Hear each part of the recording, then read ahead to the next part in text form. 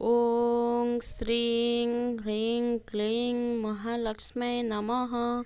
ओं जक्षाय कुबेराय वैश्रवणाय धनधान्यपत्याय धनधान्य समृद्धिं मे देहि द्वापाय स्वाहा। नमस्कार बंधुगण, आजिर ये पवित्र साधन आपण को मोर स्वागत। आज आम माँ महालक्ष्मी बा अष्टलक्ष्मी और धनर अधिपति भगवान कुबेर को स्मरण करवा। भगवान को विश्वास अनुसार श्रद्धा नियमित साधना सत्कर्म सह यही मंत्र जदि आपण जप करती ताहले जीवन में सुख शांति समृद्धि ता सहित धनवान मध्य होई परिबे।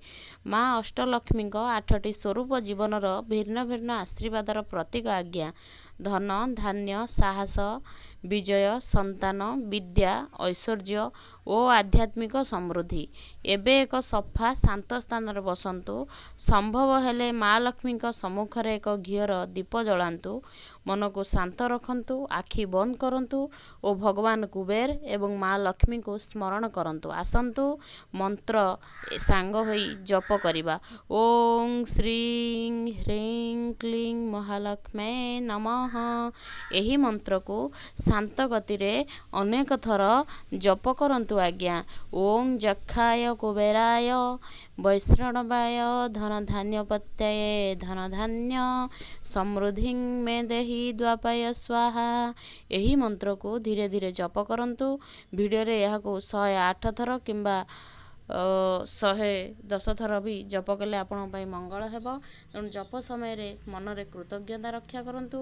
निज परिवार सुख शांति समृद्धि प्रार्थना मध्य करंतु। प्रतिदिन सकाळे किंबा संध्या बेले जदि यही मंत्र आपण जप करती ताहले आपण शुभफल निश्चय हेब। जदि यही आध्यात्मिक साधना आपण को भल लगी थाए तेबे भिडियोटी को लाइक करंतु, निज प्रियजनक सह शेयर करंतु। एभली भक्तिमय मंत्र प्रार्थना सुनिबा पई आम चैनल को निश्चय आपण को सब्सक्राइब करने को मोर अनुरोध।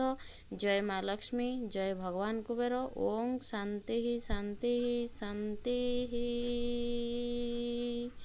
आउ थरे से मंत्रटी को मु कहि दउची। ओं श्रीं ह्रीं क्लीं महालक्ष्मै नमः।